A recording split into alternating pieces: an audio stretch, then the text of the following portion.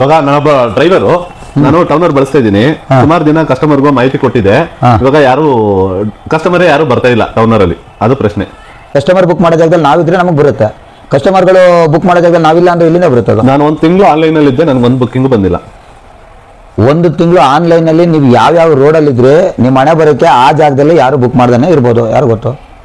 Okay, so ನಾನು ಟೌನರ್ application ಬಗ್ಗೆ ಮಾಹಿತಿ ಕೊಟ್ರೆ ಗ್ರಾಹಕರು ನಮ್ಮ ಅಪ್ಲಿಕೇಶನ್ ಆಗಲಿ ನಮ್ಮ ರೇಟ್ ಆಗಲಿ ಒಪ್ಕೊಳ್ತಾ ಇಲ್ಲ.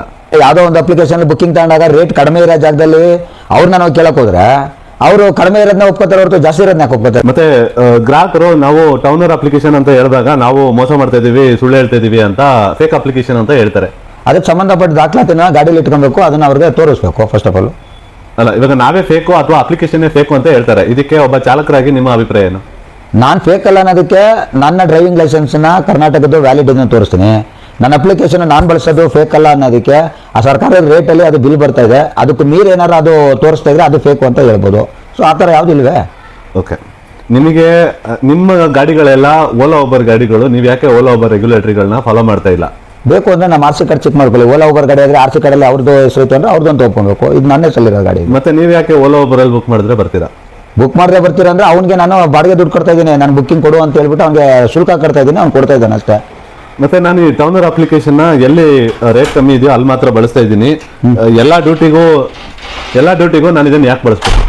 ಎಲ್ಲ ಡ್ಯೂಟಿಲಿ ಯಾಕೆ ಬಳಸಬೇಕು ಅಂತಂದ್ರೆ ನಿನ್ನ ಇನ್ಕಮ್ ಪ್ರೂಫ್ನ ತಗೊಳ್ಳೋದಕ್ಕೆ ಅಥವಾ ನಾನು ಸಂಪಾದನೆ ಏನು ಮಾಡಿದೆ ಅನ್ನೋದನ್ನ ಲೆಕ್ಕಾಚಾರ ನೋಡ್ಕೊಳ್ಳೋದಕ್ಕೆ ನಾನು ಅದನ್ನು ಬಳಸ್ಕೋಬೇಕು ಅಷ್ಟೇ. ಅಲ್ಲ, ಇನ್ಕಮ್ ಸ್ಟೇಟ್ಮೆಂಟ್ ಅನ್ನೋದು ದೂರದ ಮಾತು. ನಾನು ಎಲ್ಲ ಡ್ಯೂಟಿಗೂ ಇನ್ವಾಯ್ಸ್ ಹಾಕೋದ್ರಿಂದ ನನಗಾಗ ಲಾಭ ಏನು? ಲಾಭ ಅನ್ನೋದಕ್ಕಿಂತ ಹೆಚ್ಚಾಗಿ ನಾನು ವೈಯಕ್ತಿಕವಾಗಿ ನಾನು ಎಷ್ಟು ಸಂಪಾದನೆ ಮಾಡಿದೆ ಅನ್ನೋದು ನನಗೆ ಗೊತ್ತಾಗಬೇಕು. ನನ್ನ ಲೆಕ್ಕಾಚಾರ, ನನ್ನ ದುಡಿಮೆ ನನಗೆ ಗೊತ್ತಾಗಬೇಕು. ಜೊತೆಗೆ ನಾನು ಒಬ್ಬ ಬಿಸ್ನೆಸ್ ಮ್ಯಾನ್ ಅಂತ ತೋರಿಸ್ಕೊಳ್ಳೋದಕ್ಕೋ ಅಥವಾ ಯಾರೋ ಒಬ್ರು ಕೇಳಿದಾಗ ಬರೀ ಬಾಯಿ ಮಾತಲ್ಲಿ ನಾನು ಇಷ್ಟು ಸಂಪಾದನೆ ಮಾಡಿದೆ ಅಂತ ಹೇಳೋದಕ್ಕೋ ನಂಗೆ ಆಗಬಾರ್ದು. ನನಗೆ ದಾಖಲಾತಿ ಬೇಕು, ಅದಕ್ಕೋಸ್ಕರ ನಾನು ಅದನ್ನು ಬಳಸ್ಕೊಂತೀನಿ. ಈ ಟೌನರ್ ಅಪ್ಲಿಕೇಶನ್ ಬಳಸಿದ ಮೇಲೆ ನಿಮಗೆ ಎಲ್ಲೆಲ್ಲಿ ಕಡಿತ ಆಗ್ತಾ ಇದ್ದ ದುಡ್ಡುಗಳನ್ನ ನೀವು ಕಾಪಾಡ್ಕೊಳ್ಳೋದ್ರಲ್ಲಿ ಯಶಸ್ವಿಯಾಗಿದ್ದೀರಾ? ನಾನು ಡ್ಯೂಟಿ ಮಾಡಿದಾಗ ನನ್ನ ಗಾಡಿ ಎಷ್ಟು ಕಿಲೋಮೀಟ್ರ್ ಓಡುತ್ತೆ, ಆ ಕಿಲೋಮೀಟ್ರಿಗೆ ಬಿಲ್ ಎಷ್ಟು ಬರಬೇಕಾಗಿತ್ತು ಅದೆಷ್ಟು ಬಂದಿದೆ, ಆ ಬಂದಿರೋದ್ರಲ್ಲಿ ನನಗೆ ಲಾಸ್ ಎಷ್ಟಾಯಿತು ಅನ್ನೋದು ಒಂದು ಗೊತ್ತಾಗುತ್ತೆ.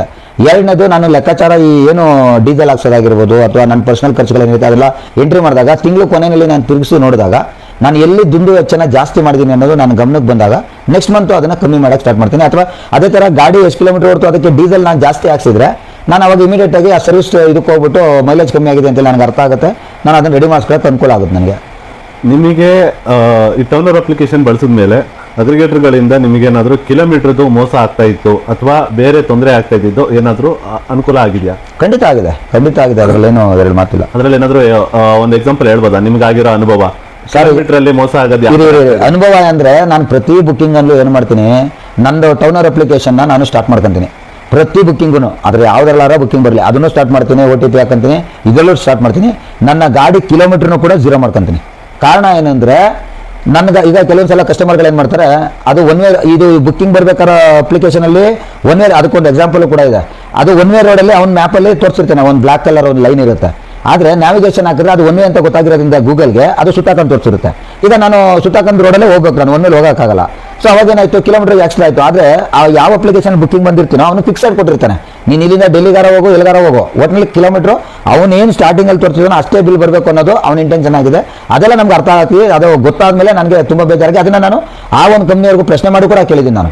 ಅವಾಗ ಅವರು ಇಲ್ಲ ನಮ್ದು ಹಿಂಗೆ ವರ್ಕ್ ಆಗೋದು ಸಿಸ್ಟಮ್ ಅನ್ನೋದನ್ನ ಹೇಳ್ತಾರೆ. ಓಕೆ, ಸೊ ಅಂದರೆ ಟೌನರ್ ಬಳಸಿದ ಮೇಲೆ ನಿಮಗೆ ಈ ಫಿಕ್ಸೆಡ್ ಬಾಡಿಗೆ ಕೊಡುವಂಥ ಅಗ್ರಿಗೇಟರ್ ಸಂಸ್ಥೆಗಳಿಂದ ಗ್ರಾಹಕರ ಅನುಕೂಲಕ್ಕೆ ಎಲ್ಲಿ ಹೇಳ್ತಾರೋ ಅಲ್ಲಿ ಹೋಗಿ ಕೊಟ್ಟಾಗ ಅದಕ್ಕೆ ನೀವು ಎಷ್ಟು ಗಾಡಿ ಓಡ್ತಿರ್ತಾರೋ ಅಷ್ಟಕ್ಕೆ ಬಿಲ್ ಬರೋದಕ್ಕೂ ಕಿಲೋಮೀಟ್ರಲ್ಲಿ ಒಂದು ಲೆಕ್ಕಾಚಾರ ಹಾಕೊಳ್ಳೋದಕ್ಕೆ ನಿಮ್ಮನ್ನು ನೀವು ಅನುಕೂಲ ಮಾಡ್ಕೊಳ್ಳೋದಕ್ಕೆ ಅದು ಅನುಕೂಲವಾಗಿದೆ. ಖಂಡಿತ ನನ್ನ ಗಾಡಿನಲ್ಲಿ ಎಷ್ಟು ಓಡ್ತು ಅನ್ನೋ ಲೆಕ್ಕಾಚಾರ ನೋಡ್ಕೊಳ್ಳೋಕ್ಕೆ, ಅದಕ್ಕೆ ದುಡ್ಡು ನನಗೆ ಎಷ್ಟು ಬರಬೇಕಾಗಿತ್ತು ಅನ್ನೋ ಲೆಕ್ಕಾಚಾರಕ್ಕೆ, ಯಾವುದೋ ಒಂದು ಸಂಸ್ಥೆಯಲ್ಲಿ ನನಗೆ ಎಷ್ಟು ಮೋಸ ಆಯಿತು ಅನ್ನೋ ಲೆಕ್ಕಾಚಾರಕ್ಕೆ, ಅದೇ ಥರ ಎಷ್ಟೋ ಸಲ ಕಸ್ಟಮರ್ಗಳಿಗೆ ಎಷ್ಟು ಇವನು ರೇಟನ್ನ ಜಾಸ್ತಿ ಮಾಡಿದ್ದಾನೆ ಅಂತೇಳಿ ನಾನು ಕಸ್ಟಮರ್ಗೆ ತಿಳಿಸೋಕ್ಕೆ ಈ ಒಂದು ಅಪ್ಲಿಕೇಶನ್ ನನಗೆ ಅನುಕೂಲ ಆಗಿದೆ ಟೌನರು. ಓಕೆ, ನಾನು ಒಬ್ಬ ಚಾಲಕಾಗಿ 20 ರೂಪಾಯಿನ ನಾನು ಯಾಕೆ ಟೌನರ್ಗೆ ವ್ಯರ್ಥ ಮಾಡಬೇಕು?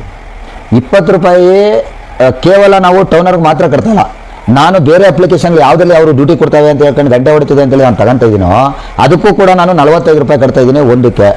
ಇನ್ನೊಂದಕ್ಕೆ ಬಂದ್ಬಿಟ್ಟು ತಿಂಗಳಿಗೆ 2,500 ಕಟ್ತೀನಿ, ಇನ್ನೊಂದಕ್ಕೆ 1,800 ರೂಪಾಯಿ ಕಟ್ತೀನಿ. ಇನ್ನೊಬ್ಬ ಬರೀ 2 ದಿನದ್ದು 1 ದಿನದ ಮಾತ್ರ ಕೊಡ್ತಾನೆ. ಸೊ ಅದಕ್ಕೆ ಏನೇನು ಕೇಳ್ತೋ ಅದೆಲ್ಲ ನಾನು ಕಟ್ತಾ ಇದ್ದೀನಿ. ಆದರೆ ನನಗೆ ಟೌನರಲ್ಲಿ ನನ್ನ ಒಂದು ಲೆಕ್ಕಾಚಾರನ ಮಾಡ್ಕೊಳ್ಳಂಗೆ ಸ್ಟೇಟ್ಮೆಂಟ್ ಏನು ಕೊಡುತ್ತೋ ಬೇರೆ ಯಾವ ಅಪ್ಲಿಕೇಶನಲ್ಲೂ ನನಗೆ ಸಿಗ್ತಾ ಇಲ್ಲ. ನನಗೆ 20 ರೂಪಾಯಿ ಕೊಡೋದ್ರಲ್ಲಿ ನನಗೇನು ಲಾಸ್ ಇಲ್ಲ.